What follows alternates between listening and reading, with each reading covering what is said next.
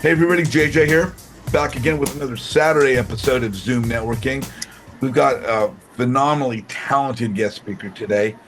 Um, he, like most of us, has started as a real estate student, become an entrepreneur, not only a successful investor, but a nationally acclaimed and acknowledged, recognized successful investor.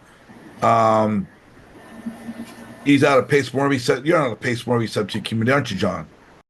I'm in Astro flipping sub two and TTP. There you go. This guy's killing it. He's with peanut butter and jelly, right? PB and J. You PB know, and J baby. Pace Brent and Jameel. Um, and for those that don't know you, where are you located?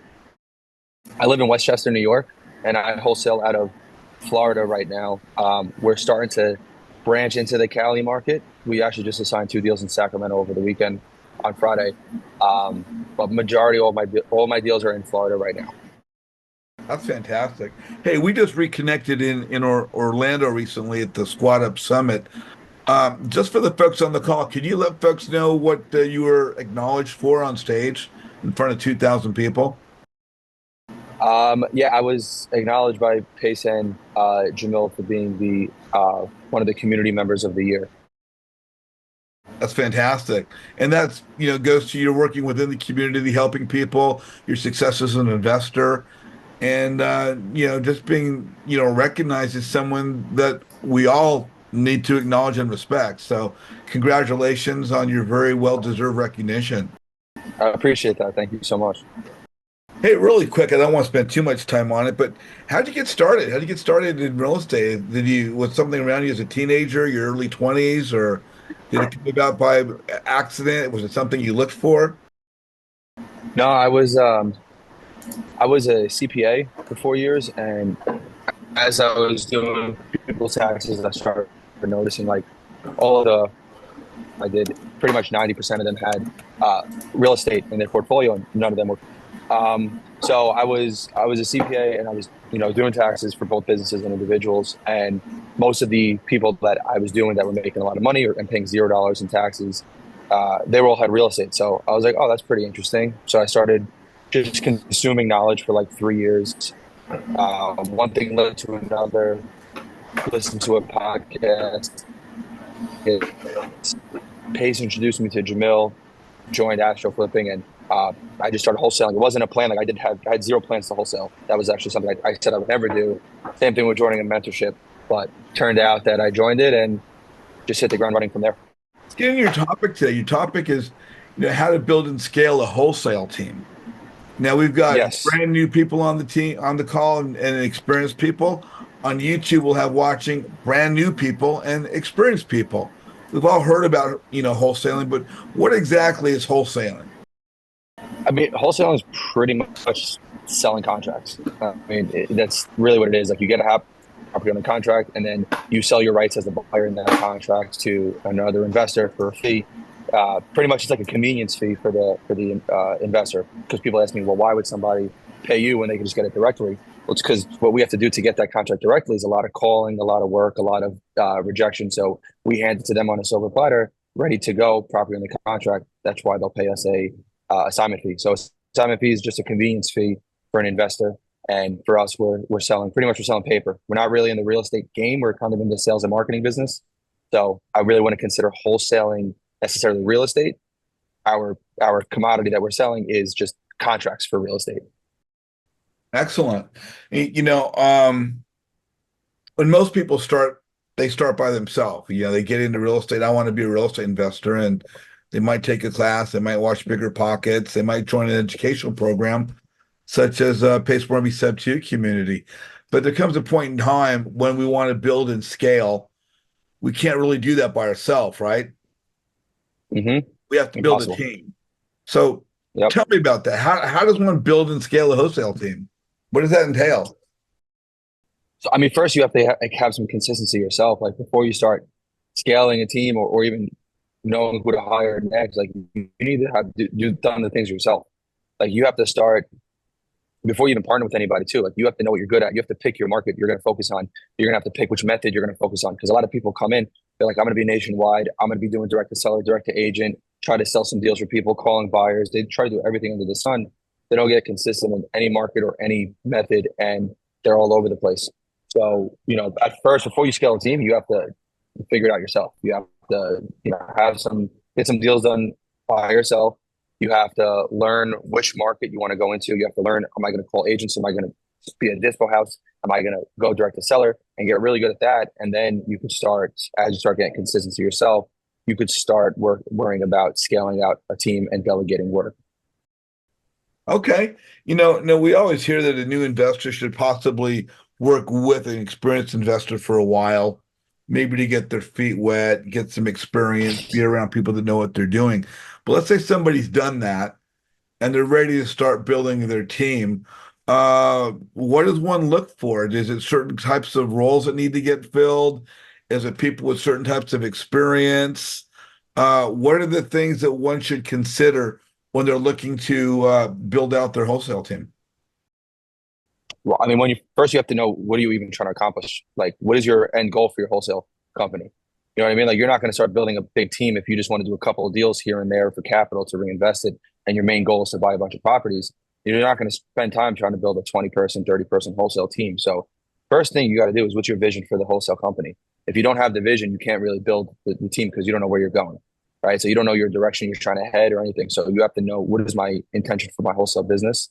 Then when you do that, like, as your solo, like, again, first thing you got to do is you have to take an activity list. Like, what is everything that you're doing?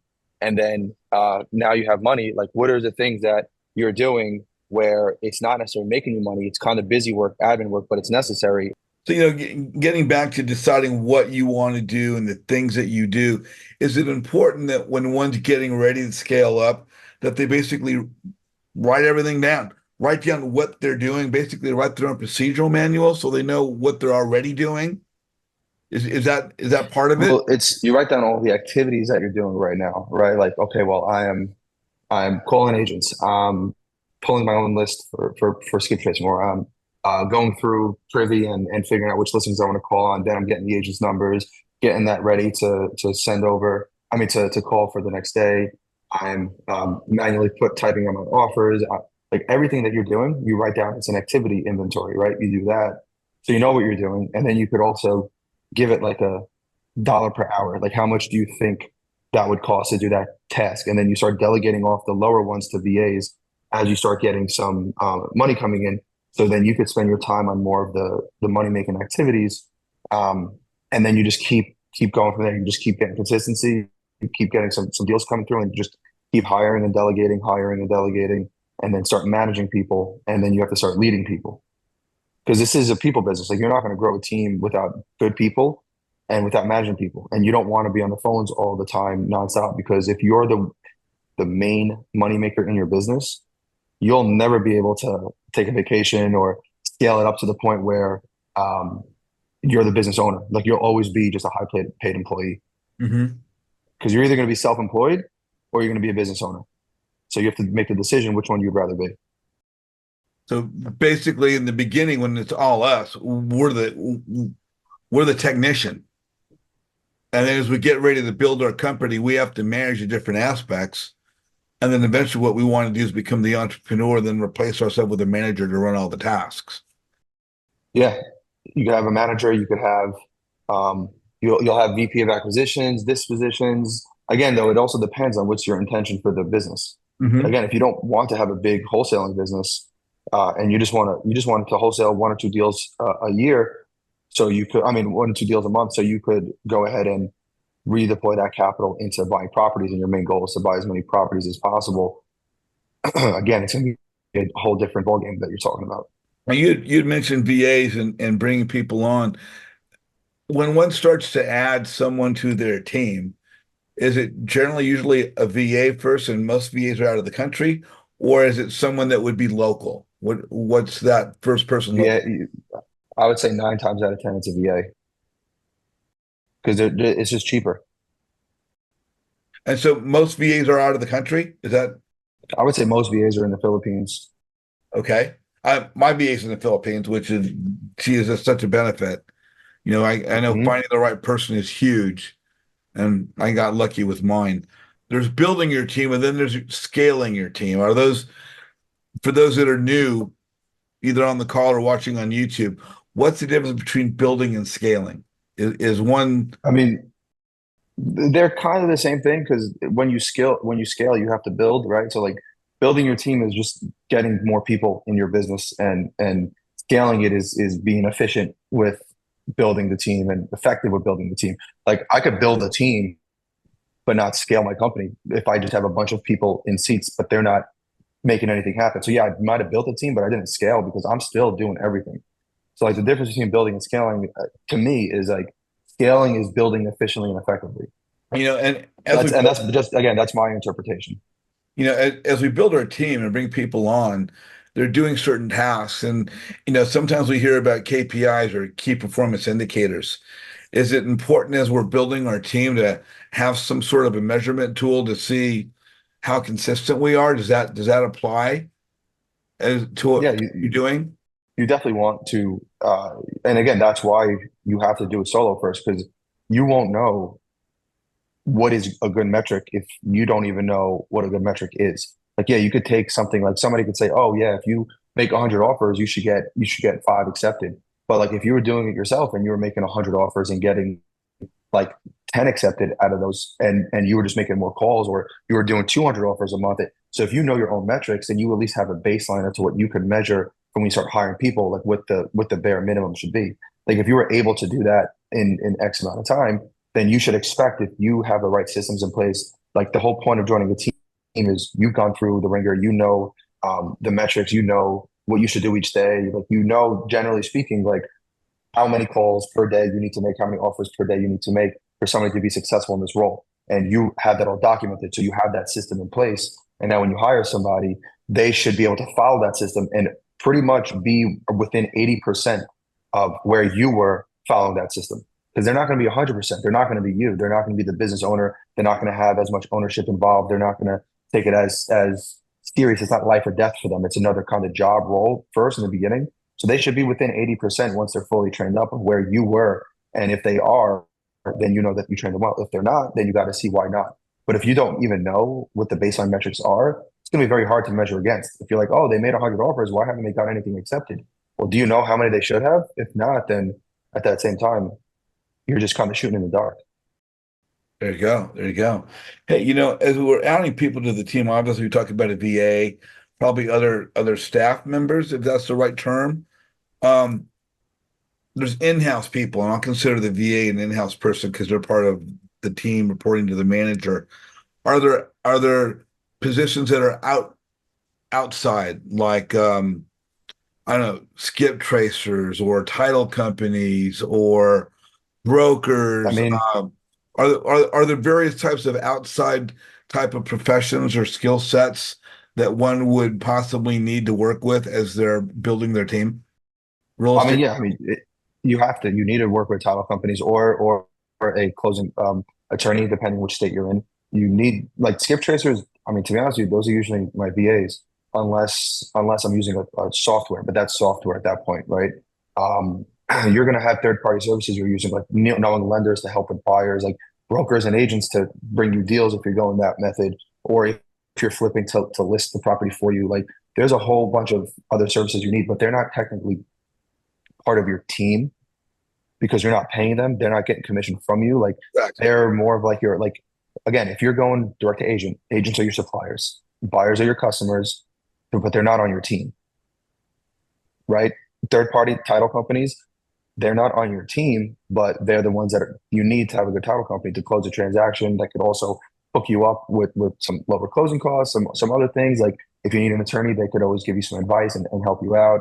Um, so having a title company is good. A TC could be on your team. That could be somebody that could be in-house, or you could hire a third-party TC company and then you just pay them for each closed transaction.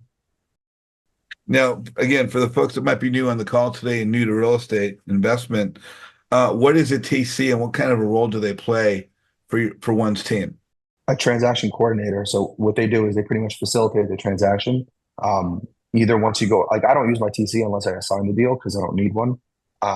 So usually once we assign the deal, the TC is in charge of doing all the paperwork, communicating between the buyer and title company and and the agent or seller, they're the ones that are handling all of the communication, any fires that need to be put out while it's in escrow, and then making sure that everything looks good. You get the HUD to review, and then they know how you want to be paid. So they pretty much facilitate between title company, you, and everybody else involved in the transaction.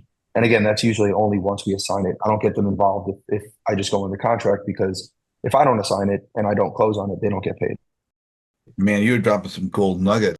One thing Yep. I do want to say, um, because I think this will make it easier for people too. So like, you start off your solo, right? When you're solo, you got to decide, what is my market? What is my method? Am I going to go direct to agent, direct to wholesaler, direct to seller? Figure that out. Get really good at that. Figure out your metrics, and then figure out your market. I would suggest starting with one market in the beginning, because if you try to go nationwide, you're never going to learn the market. I know one or two people that have gone nationwide, but it worked out for them, but for most people, it doesn't. So pick one market, one method, get really good at that, start documenting, get your KPIs, track everything you're doing. And then when you're ready to hire somebody, you'll know, because you'll have consistently closing deals. And then now, like, I don't even suggest, if you're going to be wholesaling cash deals, right? Don't do both AC and dispo. Like, only worry about filling your pipeline for sales, right? If you're just going to do acquisitions, go direct to agent or seller. Just get really good at filling that pipeline. Leverage other dispo wholesalers to sell your deal. Because what you're going to find if you don't is you're going to get a property on the contract, spend all your time trying to sell it. Then your pipeline's going to dry up. Then you're going to go back, get a contract, and rinse and repeat. And you're never going to be able to build it. So don't worry about keeping 100% of your commission. If you got to split 50-50, that 50% is saving you time right now to keep filling that pipeline up. And then as you start delegating things, like let's say you do 8 hours a day of calling, right? Now, let's say you started getting consistency, you're this for wholesaler selling deals for you. Now you have enough to where you can delegate some of the busy work to a VA. You delegate that, let's say that saves you 2 hours a day now, where you don't have to do busy work. Now you have still the same 6 hours you were doing calling, but you just freed up 2 hours. Spend that 2 hours you just have delegated out to start building up your buyers list, and how you can try to sell your own deals during those free 2 hours you just had. And you keep buying back time by delegating the lower level tasks. Then you could start looking into delegating out maybe sales, or you start delegating out dispo, or maybe you want to partner with somebody. How do you partner with somebody?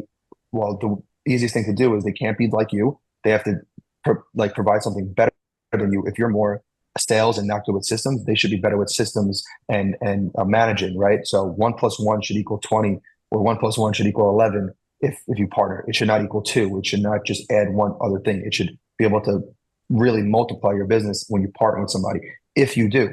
But so then you start hiring more and more people. Now, one of the mindset things you're going to go through when you hire people is spending money. Like in the beginning, yeah, you might be running at like a lean $1,000, $2,000 a month. And then when you start building, that's going to go up. So your margins are going to go down, and you have to know that and be okay with it. Like, I know a wholesaler, he does $400,000, $500,000 a month, but his net profit is 40%, because he spends a lot on marketing. He spends a lot on salaries. So you're going to have to be okay with the lower profit percentage. You can't be okay. If you want to scale a team, you're not going to be keeping 80 to 100% of your sign fees. You're going to have to be reinvesting that into your business, into your people. So like, if you're operating between 40 to 60% NOI, then that is what you should be okay with. So you're going to have to go through the mindset of, hey, I'm going to have to spend money to make money. I have to pay people. I'm going to have to build better systems, to all of that. So go through that mindset of where, hey, I need to build a team and invest in my people. And it's my profit margin is going to go lower, but I'm going to make more money as a result of it as well. And as you're doing your thing, you want to document everything. In the beginning, if you're doing tasks, document every single thing. Record yourself on the loom of monotonous tasks. If you know you're about to hire something out, create your SOP, the step-by-step procedure, record yourself doing it. And I would recommend using a tool like Trainual, because now when you hire somebody, instead of you having to be hands-on with them for 2 weeks and everything stops because you're training, and then if they fall off, then you got to do it again. If you have it all documented already, when you bring somebody on for that first week, they watch the library that you just recorded already. Then after that, they could shadow you, and then after they shadow you, you shadow them for a couple hours a day, and then they're off to the races, and you meet with them at least once a week, for the first 4 weeks. So document every single thing you can. Have those SOPs written out, have them recorded, all that stuff. Then you just keep delegating. You have to be okay. You can't micromanage. If you delegate to somebody and there's a problem, don't give them the answer right away. See how they're going to solve it. Let them use their creativity. And if you keep jumping in to solve problems for them, they're never going to be able to be self-sustaining, and you're going to be You're never micromanaging. going to break They might be away. better than exactly. You're never going to be able to scale. you'll always still be solving everything, and they won't be able to have that confidence in themselves to solve it. So there's managing, then there's leading. You want to lead people, you don't want to manage people. You're going to want to lead people, right? And you're going to pour into your people. So for those first 2 weeks, like if you're not making calls, that's fine. Things might slow down. And this is a common thing. When you start building, it's a slingshot effect. So things might slow down. And you're gonna be like, oh my God, what's going on? Like, I'm not doing as many deals as possible. Yeah, because you're delegating work. So you're gonna have a slowdown as you're building, because then you're gonna have a slingshot effect and you're gonna start scaling and doing more even quicker in the next few weeks. So just know that's common and that's Makes gonna sense. happen. And it happens every single time we delegate out a new role that is key that me or my business partner were fully involved in. And yeah, and now what we're doing to, because again, we're in a people business. You can't build a team, you can't build a large company without good people. So now what we're doing is we just hired a culture index, which is like a personality test thing where they teach you how to read these profiles to go ahead and know how to manage people, how to lead people, how to train people, and how to even hire people. And you read their, it's called dots. You read their dots. I can know more about that person than they do. So now we're pouring into knowing the people part of our business. That's where we're at right now. But there are going to be hardships. Like it's not going to be like I'm going to hire somebody, they're going to work it right away. Like we've fired multiple people. We have a good culture. Culture is really important. So most people don't quit. We usually fire them if they're not meeting the KPIs or if they're not putting in the work or if they don't have any results. Yeah, no, that's so important when you talk about slingshot effect, because as one builds the structure of their team, it takes time for that individual to spend time building the structure, which takes time from the actual procedures or the process itself. So that makes perfect sense. Um, that there will be slow periods leading to slingshots, and that as you said that, I'm relating to how I've implemented that with my VA and taking the time to train then allows me more time for other stuff. Blairham, you are on with John Galan. What's your question? Hey, John. So just quickly, I How was you doing? wondering, how long did you do wholesaling before you started to hire the first VA? And when you did you hire one? Did you start with one, or did you start with two or three or more? Yeah, I did. So I did it a little differently. I wouldn't really fully recommend how I did it, but I was 8 months in, and then I started building a team. Um, I had partnered with somebody else. We had our first hires. We didn't even have a VA. Honestly, we hired two salespeople, and one dispo person. So we started with just three Americans in the beginning. Um, but I wouldn't recommend that fully because I mean it didn't really work out. I didn't really know much about training. I didn't know much about building a team, so we kind of just went in blind. Learned a lot from that. But I would recommend, like if you're getting consistency by yourself for 2 or 3 months, now you can start delegating some of the busy work. That's the best way to do it. Get that busy work. I also didn't document anything in the beginning, so all my training was super hands on. So I'd recommend like doing the process for you, getting it work, proving the process for yourself first, documenting everything, documenting your KPIs, what you're doing each day, so you could go ahead and reflect and then come up with KPIs for your next hire. But make that activity list once you're ready to hire somebody else. Figure out, okay, who am I going to hire and what are their tasks that they're going to do? And now that I know that they're what tasks they're going to do, let me document those tasks. Let me record myself doing those tasks, and then create a little training library for that person. Know what I'm looking for in that person, then hire that person up and have them watch that, train them. And then as that person's rocking and rolling and you start doing your thing, then you think, okay, what is the next hire I want them to do? But again, this is all going to stem from what is your intention with the business? Because if you just want something slow burning, you know what I mean? Like you want to make an extra 20, 30, $40,000 a month, then you might not need salespeople. You might just need somebody to do X, Y, and Z.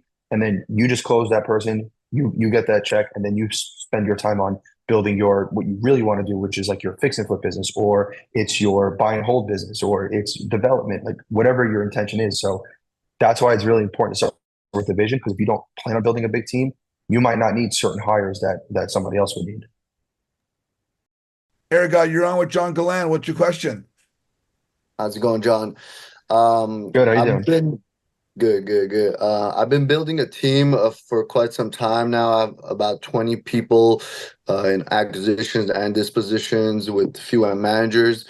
I'm at a point where I'm getting people that want to partner up with me as equity partners, maybe become a board member. because I do have a vision of doing multi-states. We have opened up in Arizona.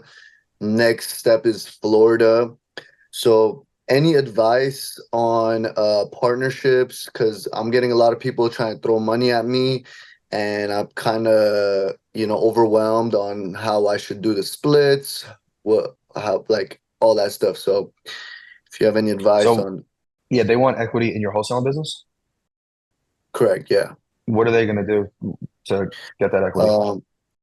So basically, I've been talking to operations, individuals, brokers, um, individuals where they're going to be managing a team in a certain region. So, I mean, you could just hire a manager for a high salary instead of giving equity in the business.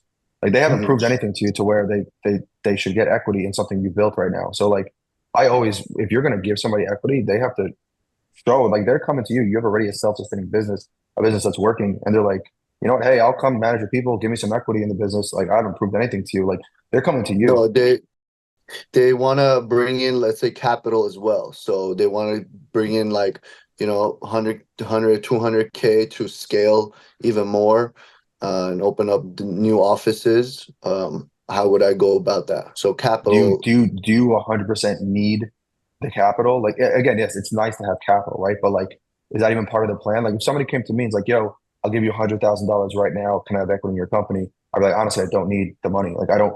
What am I going to use your 100K for? I don't have an office. I'm not renting out a space. Like the money we're making from our JV deals, I'm reinvesting into the business. So like your 100K is nice and all, but like you're not going to get equity in the thing that I put my blood, sweat, tears, and my own money in. If Mhm. you want to be an operations person, sure, let's start. You start operating my business. If you like astronomically change my revenue increases by X%, what we could do right now is we could do a profit share, but you're not going to get equity in my company until like I see that there's like we come up with a path, a plan to see like if X, Y, and Z happens, then you could get a certain percentage. But for right now, what we could do is if you increase my revenue by X%, we could have a profit share on that additional increase in revenue. Like that's something you can talk with them about. But like to come in and just get equity for no reason, you know what I mean? Like what are they actually providing to where they should get equity in your company? Like they Mhm. could get profit share, they could share in some of the profits if they increase them. But if they just come in and throw money at you, and I mean, what do I really need that money for? Why would that come in and buy part of my business? Hey, You know, Mhm. like John, let me jump in for a sec. If Mhm. people are looking to come in and they're offering money to our guys, isn't that more of someone who's looking to come in and provide funding that would maybe get a return on their investment as opposed to equity? that's Correct. why profit share. Like, Yeah, what is that? What are you going to use with that money first off? And do you like people could throw money at you all day, but that doesn't mean you have to take it. If you don't need it, Yeah, you don't take it. You know what I exactly. mean? Yeah. That's why I haven't Somebody could come taken up to it. me and just, Yeah. yeah, don't take it if you don't need it. I would, because there's no point. Hmm. If you're going to plan on a new project, like now, if you have money coming at you and you're like, you know what, though, my wholesale business is going good, but I do plan on starting development, or I do plan to, hey, listen, I don't need the money right now, but these are my next plans. I could use that money. You could be one of my private money lenders when I start going down this path, right? Or I want to start innovating in South Carolina because now I can't, wholesaling in South Carolina because now I can't wholesale and there's no equitable interest allowed in South Carolina. I could maybe use some of their capital to take down properties to then wholesale those, and then they could get a return on their investment from that. But the last thing you should think about is equity, right? Unless they come in and they significantly change your business, and then they say, "Hey, I just took your business from $200,000 a month to $600,000 a month, and you're not even involved at all. I want some equity in the business." You know what? Now they have a leg to stand on. But if they're like, "Hey, I'm going to give you 200K, give me 5% of your business," to be honest with you, man, I don't need your money. You're not getting any equity. But I could use you as a private money lender for some of the other um, avenues I plan on going down. So Ventures and I'll everything. keep you in touch. Mark Abramovich, you are on with John Galan. What's your question? Hey, John. Thank you very much How you for the doing? information in general. I mean, it was fantastic to hear about the vision and actually taking inventory of your tasks. That was that was the gold I took away from this. So awesome. Um, Appreciate that. yeah, my question, you actually answered it. The first question I had was where in Florida you're wholesaling, and you mentioned that it's everywhere. So I'd love to Yep, connect the whole about state. and Tampa and Jacksonville. That's where I have investor clients that love to connect, basically, feed deals to them and then financing as well. I did have a Oh yeah, separate, 100%. sure. I had a separate question also, which was, so in a wholesaling business, what is it that you guys need capital for? I mean, I would say depending on your avenue, like you would need capital for um, marketing. Like if you're going to go direct to seller, like you could use capital for marketing. Mhm. So you can pay for skip tracing, you pay for PPC if you want, you could PPL, whatever kind of marketing you want to do. Mhm. Like I wouldn't hire anybody if I need to borrow money to pay their salaries. So I wouldn't even say you need capital for hiring people, because if you're leveraging money from other people to pay your VAs, Mhm. then you're scaling way too fast at that point. You should be able to pay your people based on the money that's coming in from your business. So I would say the only reason you would really need money in wholesaling is if you're going to take it down yourself and wholesale it, Okay. or if you plan on I mean, yes, you could use it for EMD, but um, I would say I usually we usually sell deals before, but for newer wholesalers, like yes, you could use EMD, Gator lending, all that good stuff, right? I partner with people. I don't lend EMD, but what I do is we'll JV. I'll be on the contract if I agree at your price, but we split 60-40 because it's my company on, and I'll put the EMD up for them. So yeah, you can use capital for EMD, wholesaling if you want to take down the property yourself. If you need to double close and you need transactional funding, if Mhm. the title company doesn't use pass through funding. So that's if you want to take it down yourself. So like if you want to do it your own project, Yep. you can use money for that. If you want to novate and you want to put some money into the property, you could use money for that as well. But for just straight cash wholesaling, for the most part, I would say EMD and transactional lending. Okay. Because again, if you have to borrow money to pay people, you shouldn't be touching that person's money because chances are you paying them back is going to be slim to none. And if somebody comes up to you and says, "Hey, I need money. What are you going to use it for?" Oh, to pay my people. Right. Definitely do that. They're high risk with very, very low return. Okay. Can I ask one more question then? Yeah, Just go ahead. just as a Yeah. general idea, you mentioned needing capital for earnest money deposit. How much does a wholesaler typically need in a month of kind of, I guess, operational capital? If you can give like rough numbers. I've always been curious, So right? Like, not my end of things. how much do you need? How much do you need, not for EMD, but to run the business, like to pay for people and systems? No, no, no. For EMD, like, how much Oh, if you were to put all the deals together in a month, how much is outstanding on EMD? that's going to really depend on how many deals that wholesaler is doing, Right. and if they're going to agent route or if they're going direct to seller. If they're going direct to seller, like you can get away with $100, $500 per deal. But if you're going the agent route, typically it's anywhere from 3 to 10,000, depending on the price point of the property. Okay. So it depends. I would say for me, like I usually set aside at least $30,000 a month if I need EMD. But for me, like the way we do it is, as soon as I assign the deal, once my buyer's earnest money goes in, I get my earnest money refunded back to me that same day. So I don't really ever have money in escrow if I assign it. The only time it is if I can, then I cancel and get my money back. Hmm. So the most I've ever had up was like $80,000 in earnest money. And then because of that, that's why I reworded my assignments to where now if I assign it, they put up money, I get it back right away. So I never have that much money in escrow ever anymore. But I'll say generally speaking, around 30K for escrow. I appreciate it. Listen, that's a great guidance and definitely I think helpful for me and everybody else on here as well, just to know what kind of capital you Yeah. need. So, thank you very I much. would say just estimate if you're going to agents, estimate 3K per property for earnest money. If you're going direct to seller, I mean, you could probably do $1,000 per property. There you go. Again, based on the price points, but that's a general guideline. Justin Kramer, you're on with John Galan. What's your question, my friend? Well, yeah, first of all, thank you, John and JJ for this. Just gold nuggets. I came in a little bit late, so you have to excuse me. By the way, can you hear me okay? Yeah. Okay.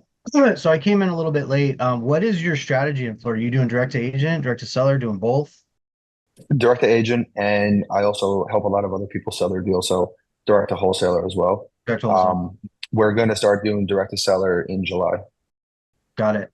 So my question revolves around sort of where my business is at right now. I'm in California, so the average EMD is like, I mean, to be competitive, we got to offer 3%, like no joke, in order to get contracts. So you're talking anywhere from, 30,000. I'd say average is probably about 20,000 for EMD on average. So well, I think you kind of already partially answered my question, but what is on your assignment? What are you saying specifically? Are you saying like, hey, soon as buyer funds EMD, or as soon as you fund EMD, title releases, initial EMD at close, or like what is that? How does that work? The assignor shall be entitled to a full refund of any earnest money deposit previously tendered upon the assignee submission of the EMD. Oh, that's amazing. That's amazing. Thank you. And then also when you acquire the transactional funding for your EMD, are you what are your requirements for that? Like what are you looking for as far as like So funding? I never lend on I never gator lend because I mean to gator lend you have to Oh, I underwrite mean those for deals. And people to lend to you. I'm talking about for people to lend to you oh, and nobody lends. you use I've never used a gator lender. Yeah, I've never used a gator lender before. I Gotcha. either use my own money or I sell the deal before the money's due. And with California, you have the notice to perform, right? So like if you Yeah. don't put up EMD, they have to give you a letter first, and then you Yeah. have to put it up like 2 days later or something. So you So I get know yeah. most wholesalers I know in Cali, they just wait for that letter or they assign the deal before. Yeah, you're talking about the cure notice, right? So you get Yeah. yeah, you get on my contracts it says EMD will be deposited in 3 business days. So I give myself 3 business days to Yep, deposit. same. That way I'm not like scrambling if it's on a Sunday or whatever, and I'm trying to scramble for Monday. But and then yeah, after 3 days, what does title do? They send you a cure notice. You get 2 or 3 more extra days, right, to get EMD in. Yep. And So I mean, usually you basically have about like five days to try to sell the deal. right, right. So the trick is like, okay, yeah, I'm gonna let my buyer fund EMD, but what happens when your buyer funds EMD is a letter goes out to every party, title sends a letter out to every party, and they get to see that business LLC that just deposited EMD. And a lot of times the Well, agent, yeah, that's why it's important having a good title company because my title company, when they do that, I just tell them, hey, either don't put a LLC on there, just say you have the EMD of the amount that's on my contract because I list my buyer for more, or just say that I put up the 3K if I had 3K, got it. and my title company is no problem doing that. Got it. So I've run into trouble like that before too. I've sort of told them similar things, but sometimes you get a new person that doesn't know, and now I'm scrambling with the agent to try and explain. Oh, well, yeah, that's my fix and flip company. We're gonna fund from my fix and flip company. Oh, by the way, the contract's assignable. So, well, I mean, a contract's assumed to be assignable unless otherwise specified, so it's not Yep. that big a deal. Well, I would say 90% of the deals that we do are with my title company. Are they okay? Cool, cool. And you Yeah. might you mind sharing your title company? I guess we don't have to do this on the live, but if you don't mind, would you mind Yeah. I mean, sharing? I use Virginia Danskin at Import Title. But it's not just a company because there's Fidelity, there's different Fidelity brand. Like I was using Fidelity with Virginia before, but Yeah. there's different Fidelity branches. I only trusted my one closer who was Virginia Danskin. So Right. wherever she goes, I go. If she wants to switch to another title company, I'm You're going gonna where follow her. I Virginia got goes. you. Because Yeah, yep. that's So it's amazing. very important to have. But I would suggest connecting with 2 or 3 different title companies that you could, like, and trust that Yeah. meets the needs you want. Because if, let's say, you have too many contracts with one, or they're like, no, we're not using that title company, we hate them. Okay, well, I'll have another one. Let's use them. Right. So you at least have different ones. Yeah, I have 2 right now that I'm working with, but yeah, I should probably get more. I should probably get more. Okay, last question. This will be a short one. So I'm right now. I got a couple of guys working with me, and I'm really just starting to really document all of my processes. For you, when you hired those Americans, you said because that's kind of the route I'm going. To be honest, is like I've got a couple American people. I'm kind of heavy on the one-on-one training right now until I get my training process built out. What did that look like for you? Did you finally just say, okay, you know what, I'm going to start writing everything down and recording videos on Tranuel, or did you? Because like I'm doing stuff, I'm just recording videos and putting them in my Google Drive and then giving them access to that, right? Kind of a thing. Well, if you do that, you definitely want to keep it organized. I mean, Yeah. we didn't use, like I said, I was super disorganized in the beginning, but I learned from the mistakes. Now we have a training. I would, if you have the money, like I would rather build my training wheel than to hire somebody right now, because Right. the most important thing when you're scaling, it's your systems, it's your SOP, and then it's your people.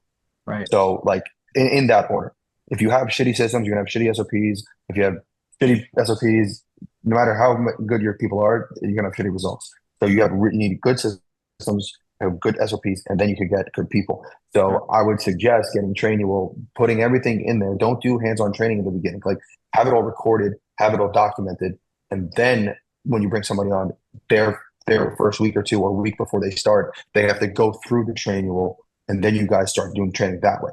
Right. So it's like they're watching the course. It's like a mini course in your business, and then they start. And I'm telling you right now, the training process has been so much better as a result. Because now if somebody leaves, I don't care because I have it all documented anyway. So they have to watch that anyway. Instead of doing 2 weeks of just constant hand holding and nothing gets done in your business, it's super frustrating. Do you find that they're retaining that training pretty well from Trainual? Well, yeah, because it also depends on what you're doing. If they ask you a question, I'm like, okay, did you see that in the training? Right. Like, oh, no, it's in the training. Let me know, and then tell me the answer once you get back. You don't really answer that many questions. You answer a question with a question for the most part when you're training people, because you want them to figure it out. Otherwise, if you keep giving them the answer, they could be like, oh, hey, Justin, so the agent just called me and they said this. Yeah, they're gonna say, Yeah, and then they're not going to think for themselves. So you want them to think for themselves. I love that. That's amazing, man. Hey, thank That's you. why it's the difference between leading people and managing people. You want to be a leader, not a manager. Darlene, you are on with John Galan. What's your question? Well, first of all, thank you, JJ, and thank you, John. I really appreciate you being on and teaching us. And I'm in My pleasure. Gator, and so I think you've already answered the question. I'm focused on EMD and double closing and finding wholesalers. And my question is, I have two questions. One is, I know you don't use Gator lenders, but if you were to use EMD funding, what's important to you? And do you have suggestions on how to market to wholesalers and how to find them? Yeah, I mean, what's important to me is just the fact that you could actually fund it in a matter. And if I send you a deal and say, hey, I need lending on this in 2 days, can you lend a 3K and what are your terms? Like I would want responsiveness, right? Because if somebody takes 2 days to get back to me and it's the last day and they're like, oh, can you send me this, this, and this? I'm like, dude, I got 5 hours to fund this. Like I want something that's quick and responsive. Like that would usually get back to me the same day and could fund it in less than 24 hours. If I know they could do that and I could trust them, then I could use them and they have good terms. I could use them on every single deal I have. Not a big deal, right? Now, as far as terms, I'm not sure what the standard is because, like I said, I don't really use Gator, so I don't know like the good terms or what. But again, you set your own terms too, because don't lend for free either at the same time. But how you could another thing too is like when you're gonna Gator lend, since you have money tied up, you don't want to lend on bad deals. So you're gonna have to. This is a lot of people when they get into Gator, they think like, oh, I'll just throw some money at some contracts and see what sticks, and hopefully they cancel in time and get my money back and yada yada yada. If you spend your money on 5 deals that have like a 20% chance of closing, and then deal number 6 comes across your plate has an 80%, but you don't have any more money to lend because you're lending on the bad deals, you got to wait for them to cancel. You're kind of shooting yourself in the foot. So like even Gator lending, I would suggest only Gator lending in certain states where you could underwrite the deal and know if it's a good deal or not. Like I have Gator lenders in Florida that text me, hey, I have a deal. What do you think? Is this a good deal to lend on? And I'll look at it. I'm like, to be honest with you, dude, I think they're 50K over. So I don't think they're going to sell the deal. It's going to be tough, but if you want to lend on it, be my guest. I personally would not try to sell the deal for the wholesaler unless they get a 30K reduction. So like, that's why it's important to be able to underwrite the deals that they're asking you to Gator lend on. Because now if you only have a certain amount of money to lend, you want to be able to lend it on the deals where you have a higher likelihood of them closing and getting assigned than not. Otherwise, you're going to put your money out there, and instead of your money making more money in your bank account, which is nothing, you're going to make $0 anyway. You're just going to lose maybe a couple pennies of interest at that point. So you're still actually losing money at that point. So that's why it's very important to know the markets you're going to lend on and underwrite the deal. If you can't underwrite the deal and you just see it, and soon you'll probably have some clients that you don't have to underwrite their deals anymore because they have an 80% close rate anyway. And you're like, oh, John's asking me to lend. I know he closes deals. Yes, I'm sure I'll lend on you. And it gets easier because now when you underwrite deals, you also want to vet out the people. So even with me with wholesalers, I vet out their deals. I also vet out the people. So if I see a name, I'm like, well, that guy sends me absolute dog shit. I'm not gonna worry about underwriting their deal. I'm not even gonna look at their deal. I'm just gonna stop working with that person altogether. So it's very important to vet the deal and vet the person, because now you could be like, oh God, here we go. Somebody sent this guy Jeff keeps sending me his deals. Bear, he never sells his deals. I'm not even going to bother underwriting Jeff's deals anymore. I'm just not going to lend on Jeff's deals. So you want to evaluate the deal and evaluate the person. So you pay attention to who sends you stuff, right? But how you could navigate is, I mean, anyway, like just if you're in the gated community, like leverage that. If you're in sub two or any other mentorships, just say, hey guys, my name's Darlene. I'm lending on deals and I'm Gator lender in Cali and X and this. Just keep posting, make content. Like it's the same with anything. You want inbound deals, right? If people are coming to you, then you have a lot more power than if you're going out to people and saying, hey, you want me to lend on your EMD? Yeah, what are your terms? Because I have 5 other people that sent me the same email. So you want people to reach out to you. So you just keep being loud. Hey, I'm Darlene. I lend on X, Y, and Z. I do all this. So you want to be able to promote. And then if you have people you have lent on, have them also shout you out, make a post. I just used Darlene on my wholesale deal. We just closed 3 of them. And I was able to pay her back. I made my money, and I'm definitely using Darlene for the rest of my deals. So you want people to promote you as well. So be loud on social media, be loud on Facebook, on Instagram. If you do lend on deals and it's successful, have those people shout you out. Thank you, Darlene. I couldn't have closed this without you. Same thing with transactional lending, but just keep talking to people. If you go on Zooms, tell them who you are, what you do, everything. That's how I was able to get wholesalers to send me deals, is because of being loud on social media and constantly talking and joining Zooms and all that stuff. Dude, John, oh my gosh. Golden nuggets all over the place, brother. Yeah, you were exceptional. I loved it all. SOP, systems, marketing yourself, being visible, underwriting deals. Dude, you were unbelievable. Great value today. I can't tell you, great value in your call today or interview. Hey, I got 2 last questions for you. If people want to follow up with you, maybe they want to provide you deals that you could then turn over, or they want to work with you in some capacity, or learn from you, whatever it happens to be. Are you open to people contacting you? And if so, which would be the best way for people to reach out to you? Yeah, so I just put in the chat. My Instagram is John John Galan Galanrei. So follow me on Instagram. I clear my DMs on Facebook and Instagram daily because I get a lot of deals sent there anyway. And then if you have a deal in Florida, only Florida, not Cali yet, because I'm still working on building the Cali team. So I won't be as super responsive. Click the deals.easyres.com button. It brings you to my portal. So you could submit deals through our portal, and we'll tell you right away if we want to work it or not. And if you need help with buy prices, we can give you a prelim buy price based on the portal, based on the ARV that you provided, and then we'll underwrite the deal within 24 hours and get back to you. So if you need help with selling deals in Florida, anywhere in Florida, the whole state, click that portal, submit your deals through there, and then Manny on my team will reach back out to you if we're going to work it, and then we'll be able to connect and start doing some deals together.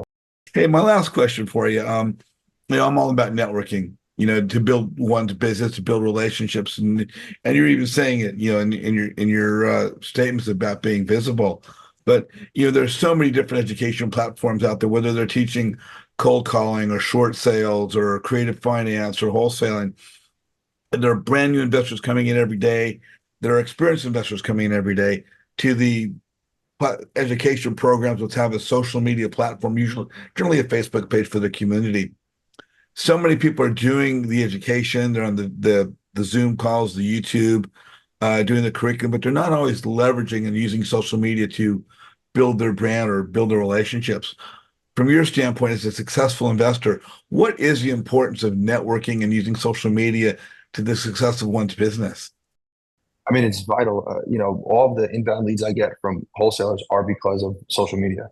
So like I don't really reach out for wholesale deals from people. They all reach out to me and my company because now we have that proven track record where we could get deals closed and, we do business. So that's all from social media. So all of the growth and everything, and even with hiring people reach out because they see you on socials and like, hey, I want to work, I want to get into wholesale, and do you any job openings, or I'm working solar, I want to get the wholesaling, and I could be a good asset. You're hiring for sales right now, so like you could get people, and you get deals. You even get money from social media. So social media could help you. It's one of the most important things that I wish I had started earlier. But I would say it's for branding, building your brand. It's the most important thing now. Thought a last little question. I basically help people build their social media presence, learn how to network, learn how to brand themselves, build their brand, establish their brand. I've got a networking group for people that are investors who want to leverage social media. What is the importance to the investor, newer experience, in joining a group like mine, where they would learn how to network and be exposed to other people of a common mindset? Yeah, I mean, again, it's super important because you never know who you're going to meet in those groups. And most of the people, as long as it's not like the groups that have a bunch of spammers and skip tracers reaching out to you and crypto miners and all that stuff, you're going to meet some people that you could either do deals with, that could help you with one part of your business. You might even find a business partner in those groups. So it's super vital and important to be surrounded with people of like-minded mindset, and that could help you in your business, because you might have your next mentor in that business, or you might watch a video and get the information that you've been thinking about, and all of a sudden, boom, there's your answer on one of the videos. So it's very important to join as many of those groups and mentorships as possible. Like, I mean, I think I've spent probably over $60,000 in mentorships just to be surrounded with people, not even just for the education part, just to be surrounded by the people. Yeah. Yeah. And, this is very call today. We've got some new people on the call, and here they are able to hear your story and get your tidbits of knowledge and gold nuggets. So it's always valuable. If you guys are watching on YouTube right now, I'd love for you to, please like John's video. If you have any comments or takeaways, please feel free to put those in the chat. Again, if you'd like to reach out to John, his website is deals.ezyres.com. And again, on Instagram, it's John Galan, REI is his handle. So, feel free to reach out to John if you have any questions. If you want to connect with me or join my networking group, just click this little link here. The blue link allows you to register for my group. And over here is my website address and my IG handle, Instagram handle. Want to thank everybody for being on the call today. Do not go away. If you guys are on the call right now, we're going to do some live networking. Maybe have one or two more questions for John. He's got to leave shortly, but we're going to get in for another minute or two. And if you guys have been watching on YouTube today, thank you so much. And John, we'll see everybody out there in the world of social media and virtual Instagram and everything else, right? Yeah, and I usually go live. I have a Facebook group as well, Wholesale Resource Network.